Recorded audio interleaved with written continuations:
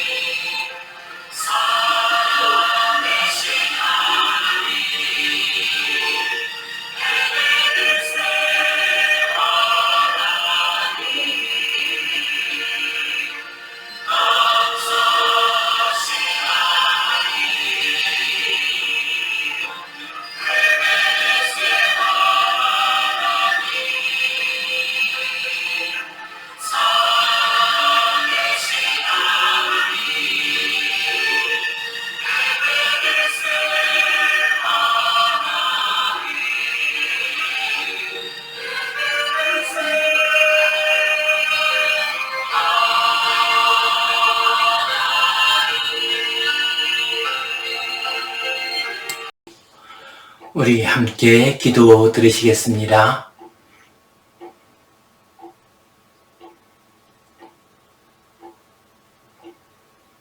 하나님 아버지 은혜에 감사합니다.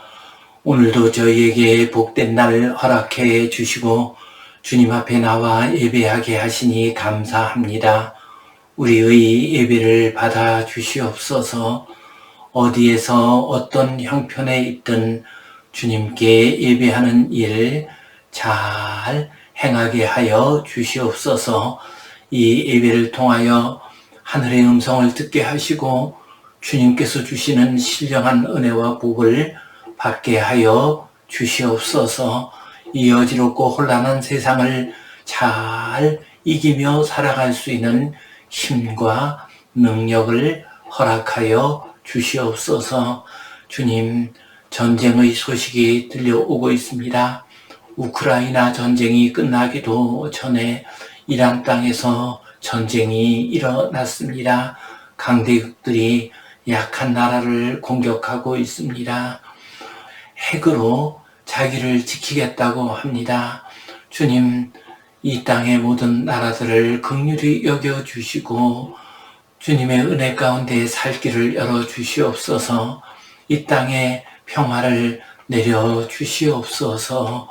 주님, 사순절 기간입니다. 이 사순절 기간 주님의 십자가 묵상하게 하시고 주님의 십자가 은혜로 새 힘을 얻는 복된 저희들 되게 하여 주시옵소서. 십자가의 빛 가운데 거하게 하여 주시옵소서. 예수님 이름으로 기도하옵나이다. 아멘. 하늘에 계신 우리 아버지의 이름을 거룩하게 하시며 아버지의 나라가 오게 하시며 아버지의 뜻이 하늘에서와 같이 땅에서도 이루어지게 하소서. 오늘 우리에게 일용할 양식을 주시고 우리가 우리에게 잘못한 사람을 용서하여 준 것 같이 우리 죄를 용서하여 주시고 우리를 시험에 빠지지 않게 하시고 악에서 구하소서. 나라와 권능과 영광이 영원히 아버지의 것입니다.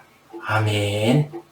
우리는 지금 하나님의 이름을 통한 하나님과의 만남, 이 주제를 가지고 말씀을 나누겠습니다. 오늘은 에벤에셀 하나님, 앞으로도 도와주실 하나님, 이 제목 가지고 함께 은혜를 나누겠습니다. 성경 본문 말씀 같이 보겠습니다.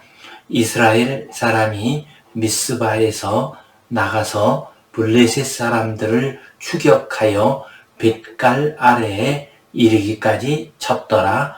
사무엘이 돌을 취하여 미스바와 센 사이에 세워 이르되 여호와께서 여기까지 우리를 도우셨다 하고 이름을 에벤에셀이라 하니라.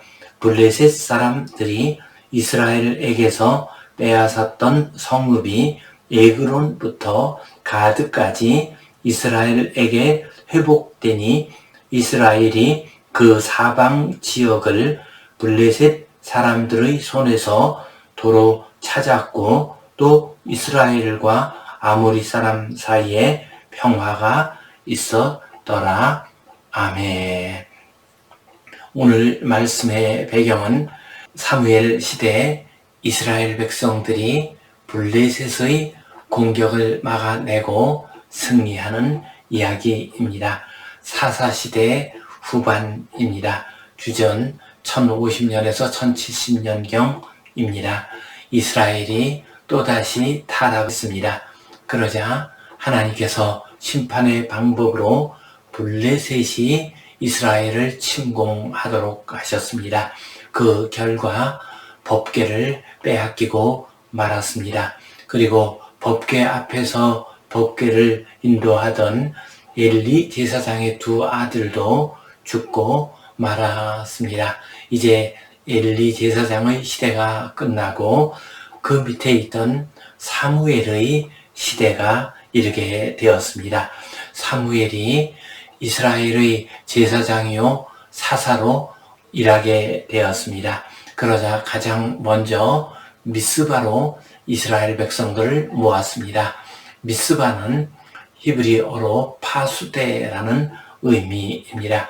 그곳에 이스라엘 백성들을 모아서 하나님께 제사를 드리고 또한 하나님께 간절히 기도했습니다.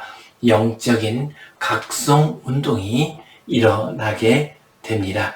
이 미스바는 예루살렘에서 북쪽으로 약 13km 정도 떨어진 곳에 있는 지역입니다.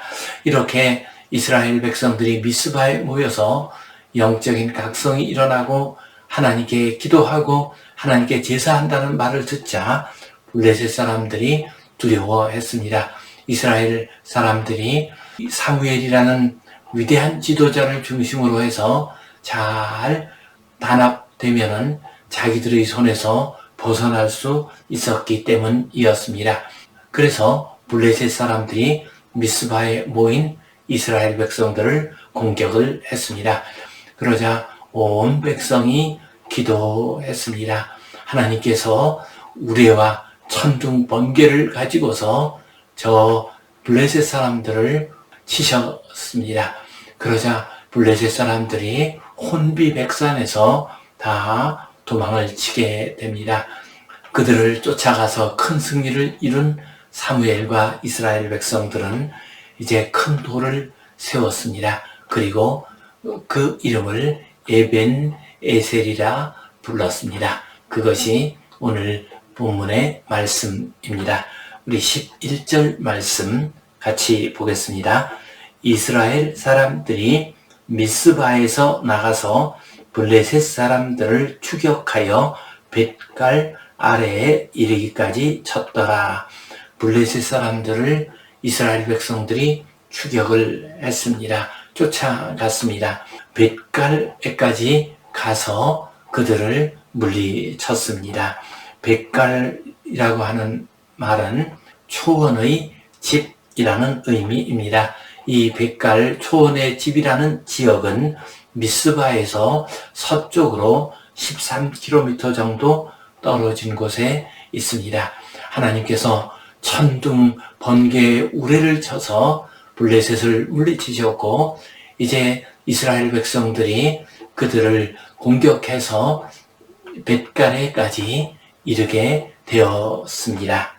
12절 말씀 사무엘이 돌을 취하여 미스바와 센 사이에 세워 이르되 여호와께서 여기까지 우리를 도우셨다 하고 이름을 에벤 에셀이라 하니라. 사무엘이 큰 돌을 취했습니다. 그리고 미스바와 센 사이에 그 돌을 세웠습니다. 센, 이것은 벳갈 근처에 있는 한 지역으로 여겨집니다. 험한 바위가 많이 있는 지역이 바로 센이었습니다. 이 센과 미스바 사이에 큰 돌을 세웠습니다. 그리고 하나님께서 여기까지 도우셨다 하고 고백을 했습니다. 여기는 히브리어로 헨나입니다. 이 헨나라고 하는 말은 장소적인 의미에서는 이곳까지라는 의미가 되고요. 시간적인 의미에서는 지금까지라는 의미가 됩니다. 하나님께서 지금까지 우리를 도우셨다. 하나님께서 여기까지, 이곳까지 도우셨다라는 의미가 됩니다. 에벤이라는 말은 돌, 바위, 돌, 제단 이런 의미를 가지고요. 에셀이라는 말은 도움, 원조, 호위 이런 뜻을 가집니다. 그러므로 에벤 에셀은 도움의 돌, 도우시는 하나님 이런 의미를 가지고 있습니다. 사무엘 선지자와 이스라엘 백성들은 큰 돌을 세우고서 하나님께서 여기까지 도우셨다 하고 고백을 합니다. 14절 말씀 블레셋 사람들이 이스라엘에게서 빼앗았던 성읍이 에그론부터 가드까지 이스라엘에게 회복되니 이스라엘이 그 사방 지역을 블레셋 사람들의 손에서 도로 찾았고 하나님의 도우심은 더 계속되었습니다. 예전에 블레셋 사람들이 이스라엘에게서 빼앗았던 땅, 그 땅이 다시 회복되었습니다. 그 경계는 에그론부터 가드까지였습니다. 그쪽에서부터 동쪽 이스라엘 편에 이르는 땅은 모두 다 회복이 되었습니다. 이처럼 하나님께서는 미스바에서 공격받은 이스라엘을 도우셨을 뿐만 아니라 계속해서 도우셨습니다. 그래서 잃어버린 땅을 다시 되찾을 수가 있었습니다. 14절 후반부 말씀, 또 이스라엘과 아모리 사람 사이에 평화가 있었더라. 아모리 사람들, 그 사람은 노아의 자손 가운데 함의 아들 가나안의 후손입니다. 이 사람들은 사해 서쪽 고지대와 헤브론, 길랏, 요단강 골짜기 등에 살고 있던 사람들이었습니다. 굉장히 강한 종족이었고 또한 아주 악한 종족이었습니다. 이들이 이스라엘을 하나님께서 도우셨다는 소식을 들었습니다.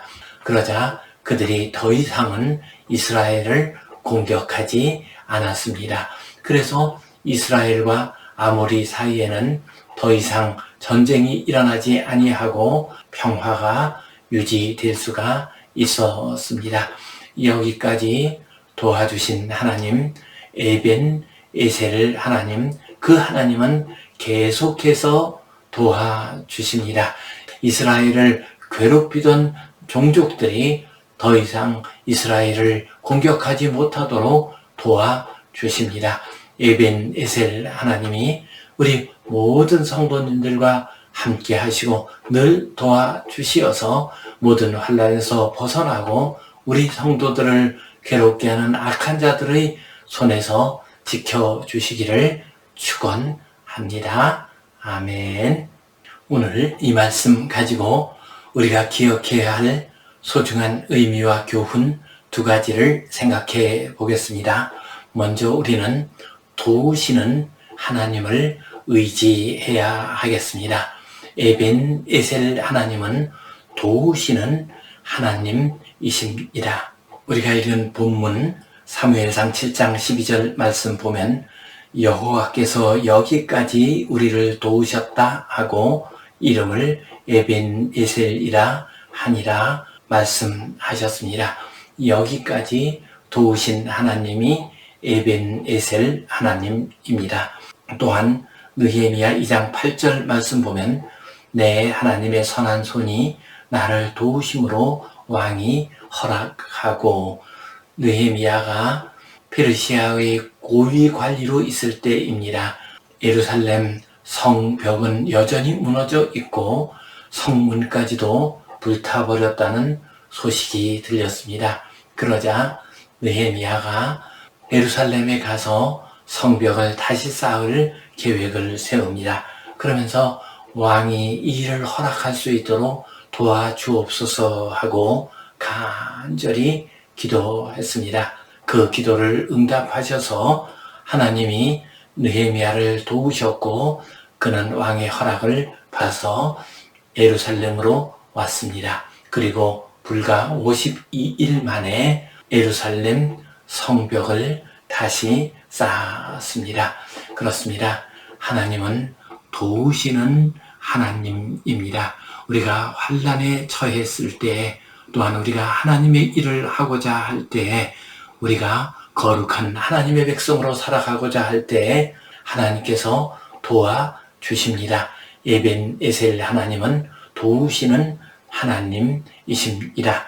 우리 역사 속에서 도우시는 하나님을 가장 극적으로 보여준 사건이 보름스 회의에서 마르틴 루터의 부르짖는 기도였습니다. 1517년 종교개혁이 시작되었습니다. 그러자 칼 5세 황제와 교황이 힘을 합해서 이 종교개혁을 무산시키려고 했습니다. 1521년 4월 18일에 보름스 재판이 열리게 됩니다. 이때 비텐베르크 성당에 붙였던 95개 조항을 철회하도록 하라. 그동안 내가 주장했던 모든 것을 철회하도록 하라. 그러면 목숨을 살려주겠다라고 위협을 했습니다. 하루 동안 시간을 달라고 했습니다. 하루 종일 간절히 기도를 했습니다. 다음 날 마틴 루터는 그동안 내가 주장했던 것은 하나님의 말씀에 비추어 어긋남이 없습니다. 또한 나의 양심에 비추어 어긋남이 없습니다. 그러므로 나는 그것을 철회할 수 없습니다. 라고 말을 합니다. 그리고 난 다음에 하나님께 간절히 구했습니다. 하나님, 내가 여기에 있습니다. 나는 바꿀 수가 없습니다. 하나님 도와 주옵소서 하고 간절히 부르짖는 기도를 올렸습니다. 바로 그 기도의 내용이 지금도 마틴 루터의 동상 아래에 새겨져 있습니다. 독일어로 Here stehe ich, 이곳에 내가 서 있습니다. Ich kann nicht anders, 나는 바꿀 수가 없습니다. 철회할 수가 없습니다. Gott help me, 하나님 나를 도와주옵소서. 아멘. 그렇습니다. 하나님은 도우시는 하나님이십니다. 에벤 에셀 하나님이십니다. 하나님의 도움을 받아 어지럽고 혼란한 세상을 승리하시고 거룩한 하나님의 백성으로 살아가시기를 간절히 바랍니다. 아멘. 두 번째로 우리는 앞으로도 도우실 하나님을 의지하며 살아야 하겠습니다. 하나님께서는 한 번 도우시고 끝난 것이 아닙니다. 그 후에도 계속 도우셨습니다. 사무엘상 7장 14절 말씀 보면 또 이스라엘과 아모리 사람 사이에 평화가 있었더라 말씀하셨습니다. 하나님께서는 미스바에서 이스라엘을 공격한 블레셋을 물리칠 수 있도록 도우셨습니다. 잃었던 땅을 되찾을 수 있도록 도우셨습니다. 그리고 이스라엘을 늘 괴롭히던 아모리 사람들의 공격을 받지 않도록 도우셨습니다. 또한 이스라엘 백성들이 바벨론 포로로 끌려갈 때에도 하나님께서 도우셨습니다. 그래서 선지자 이사야는 이렇게 예언을 했습니다.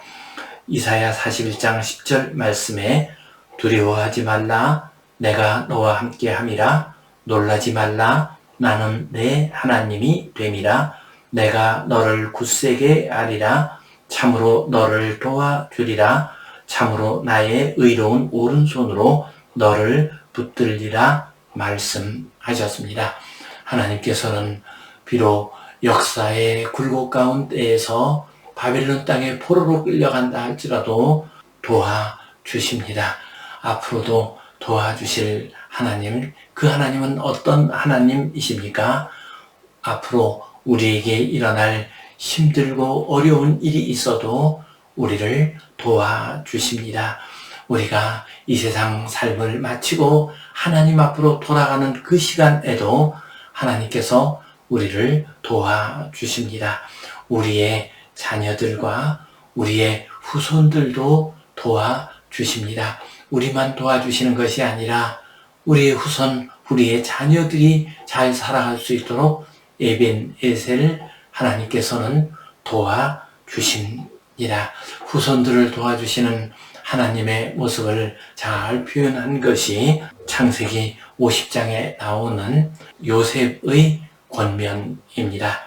요셉이 그의 형제들에게 이르되 나는 죽을 것이나 하나님이 당신들을 돌보시고 당신들을 이 땅에서 인도하여 내사 아브라함과 이삭과 야곱에게 맹세하신 땅에 이르게 하시리라 하고 마지막 유언을 남겼습니다.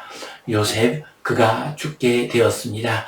지금까지는 애굽의 총리 대신인 요셉이 자기 형제들과 자손들을 잘 지켜 보호해 주었습니다.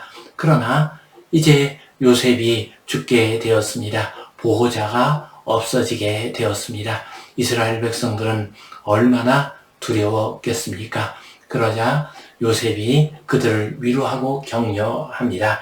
두려워하지 말아라. 하나님께서 당신들을 돌보실 것입니다. 하나님이 당신들을 인도해 내실 것입니다.